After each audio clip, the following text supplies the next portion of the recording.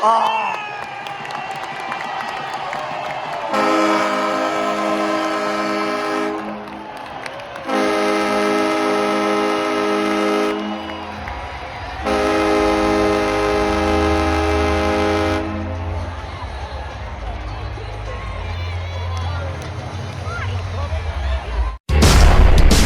ready to fly.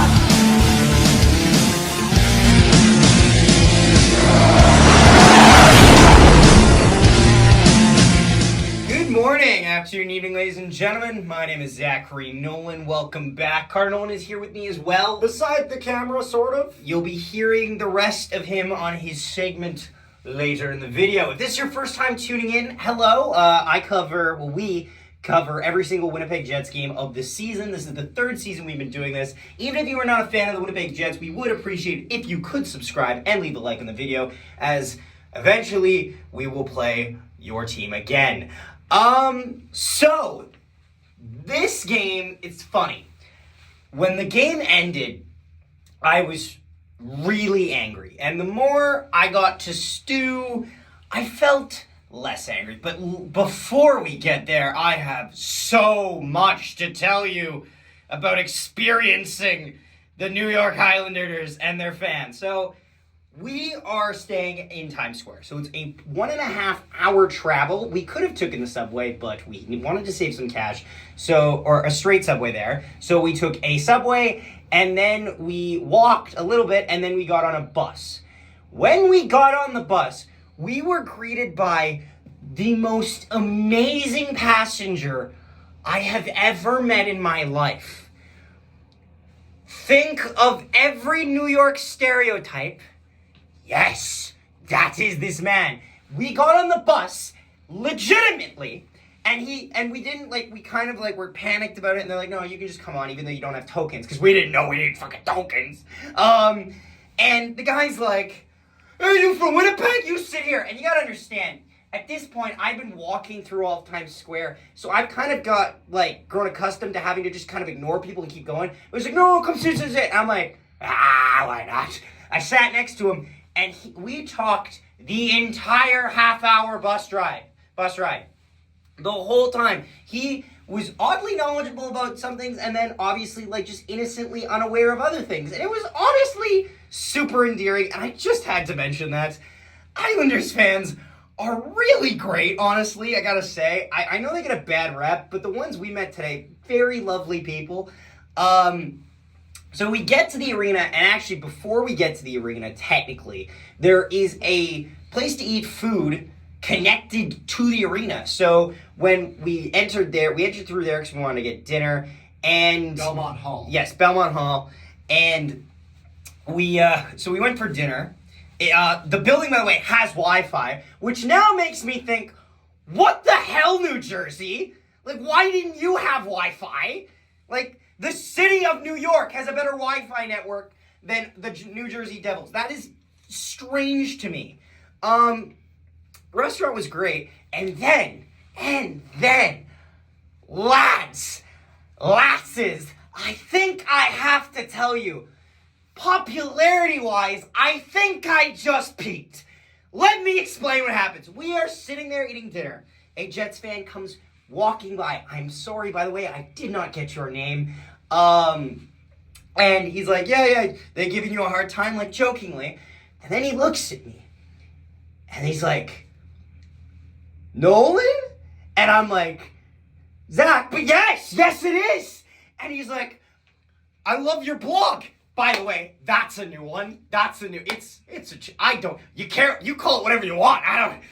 I've never heard it called a blog before. Honestly, very endearing. He's like, yeah, me and my wife watch it. I'm from Dallas.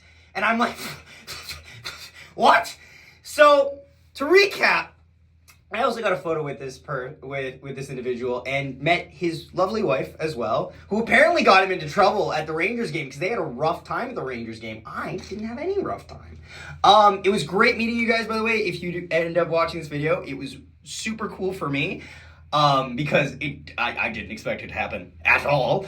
Also, just a disclaimer, if any of you guys ever see me in public, and keep in mind, You shouldn't, like, I'm not a celebrity, okay? We're not. But if you want a photo, just ask.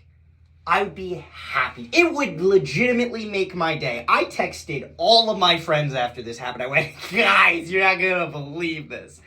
But yeah. Also, oddly enough, the guy who came up to us and said this kind of looked like Howard Hamlin from Better Call Saul. So, like, that was, like, just, like, an extra slice on the cake. Like, a little cherry on top of the cake where it's like, oh, that. Yes, sir. But anyway, I know, we're not even at the game yet. We were sitting really down lower in. We were able to get tickets for the lower bowl. It was a lot cheaper than the Rangers or Devils game. And to describe the atmosphere in the arena, now, Islanders fans, you can take this one of two ways. You can take this as very comforting, or you can take this as a damning insult. This arena feels the most like home. It feels a lot like Canada Life Center. It's not like super wide like MSG. It's not super high up and like packed to the brim like Prudential Center. It felt like a mix of the two. There's a good amount of Jets fans there. A Rangers fan came over to greet us in an Islanders jersey, which was next level undercover. My mom, it is worth noting, our mom was extremely happy because this was the first arena that had cup holders. That's a big hype moment. And I saw a Winnipeg Goldeyes hat, which if any of you don't know who that is, makes sense. That's our minor league baseball team in Winnipeg. But anyway, to the first period. Now I have to talk about the upsetting things. But anyway, first period, I'm hoping that the reactions are good. Like they're like HD on my phone, but converting them, they might look a little bit blurry. But yeah, game was really close out of the gate. Kyle Connor gets so close, it hits the buckle of Ilya Sorokin's pad. The buckle, my guy. Like for about this game, honestly, this could get a bit of flack. This is arguably the Jets' best game of the 3-game road trip that I went on. And this is the one where they scored the least amount of goals. It was Ilya Sorokin and bounces not going their way, and the finishing not being where it needed to be. Morrissey takes an interference penalty. We do have a great kill, some great saves by Sorokin. We get a lot of good pressure. We get caught low a lot. The first half of this period is really good by the Winnipeg Jets. They're good at setting a tone. The second half falls off a cliff so hard. The second half is just bad drop passes. Nothing's tape to tape. Mason Appleton had the biggest downfall of 10 minutes I've ever seen in my entire life, this side of a Kanye West interview. And like, the guy couldn't do anything, and then he just does a drop pass to no one. He gives Ehlers a pass when Ehlers is literally at the bench, hunched over, dead on his feet, trying to be like, yeah, you go for a rush. Like, no. And what happens? Ehlers and Apples have some bad communication, and then the Islanders will create a chance for the Islanders. They go down the ice and score to make it 1-0. Reaction here. Nice save, get it away!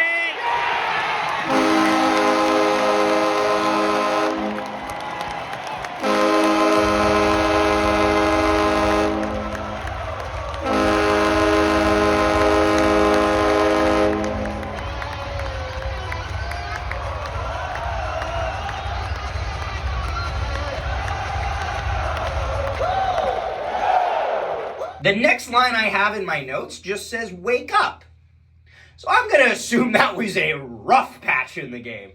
Good first half, bad second half. End of the first period, it's 1-0 Islanders. Second period was extremely stressful because Hellebuck was on our side of the ice this time. And I wanted to see a goal on this side of the ice. I didn't see any tonight, but I was so afraid that if anything went past Hellebuck at this point, the game would be lost. We wouldn't be able to come back into it. We get a lot of good chances early. Islanders take a tripping penalty, which would give the Jets the power play. And then Nikolai Ehlers, boy, scores to make it 1-1 on the power play. Reaction here.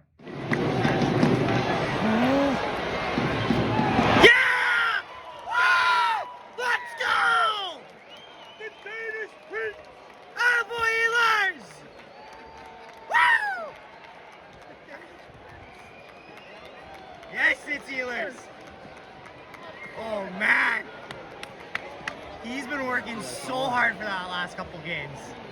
Woo. And to think we was Loved it. I loved every bit of it. Literally all of our people that I wanted to score on this road trip scored pretty much. Except Morgan Barron, but he can't score anywhere. Speaking of which, Barron takes a delay of game penalty. I'm going to be honest here. I love Morgan Barron. He's one of the few Jets I've actually had the pleasure of meeting outside of like a Winnipeg Jets game. He's been awful the last couple while. Honestly, I would sit Morgan Barron for one game. I would put Johnson Fialbi in for him. He needs just a little bit of a kick in the ass, honestly. He hasn't been doing a lot. Secondary scoring down the stretch becomes so much more pivotal, and it's not happening anymore. Ironically, we got healthy, and then we just became super top-heavy.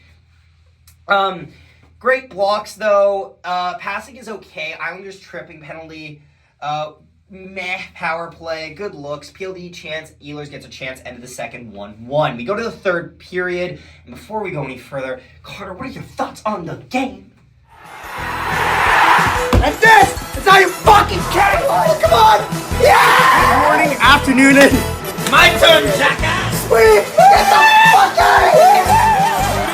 What a stop by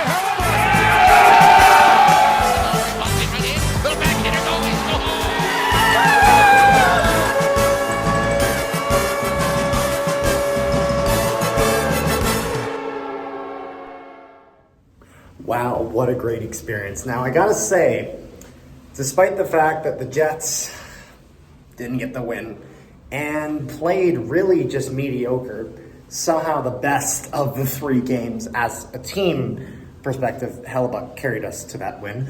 I gotta say that this is one of the best experiences that I've had. Probably one of my favorite ones to be to, because man, the people of Long Island were just so unbelievably welcoming, like just above and beyond, and was absolutely floored by it, you know.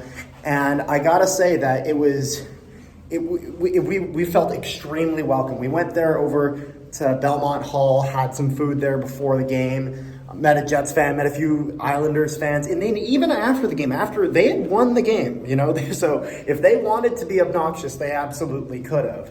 However, all the people that encountered us, they were asking us about Canada, and they were saying, you know, thank you for coming to our city and coming and seeing a game and supporting your team and whatnot. And it was incredibly welcoming, and it was overall a wonderful experience. So I gotta say, if you're ever on Long Island or even in NYC and you have the opportunity to go over to Long Island for whatever reason, whether it's catching a game or just maybe going there for some food, whatever it is, I absolutely encourage you to do so. Jets, I guess if we're gonna talk about the game quickly, Jets didn't play great. Not much to it, just no finish. Passing was just horrible. Mason Appleton had an awful game. And I mean, there's not much more to say about it. But yeah, if you're ever in Long Island or ever in NYC, go catch yourself a game, go to Long Island. So, you know, that's my bit. So back to Zach. Thank you for that. But yeah, so third period, we get a couple looks early. Wheeler takes a high sticking penalty. It's a great kill. This is a great penalty kill.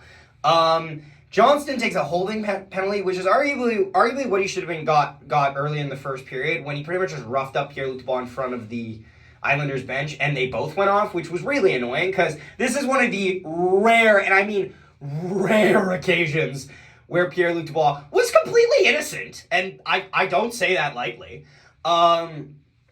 We get some good looks, and then the Islanders score a goal out of literally nowhere off the post and in to make it 2-1. Reaction here. He actually gave like no good save.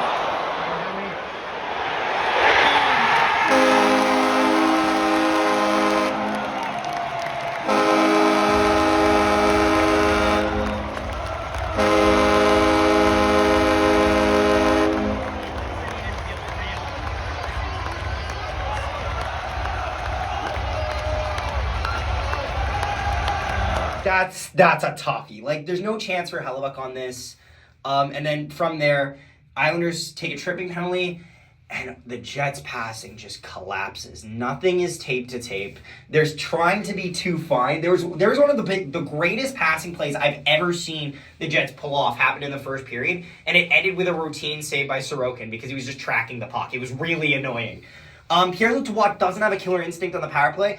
Unless he's shooting on the power play, he telegraphs his passes and he has no urgency to them. It's very frustrating. I liked the unit they put out there. The Connor, Scheifele, Morrissey, you watched the game. You get the rest. You know the rest. I like that unit. That is the unit you want out there. It's just they weren't making all of the necessary nuances, and their finishing ability wasn't there. DeMello takes a penalty with 2:32 to go, which pretty much just seals the fate.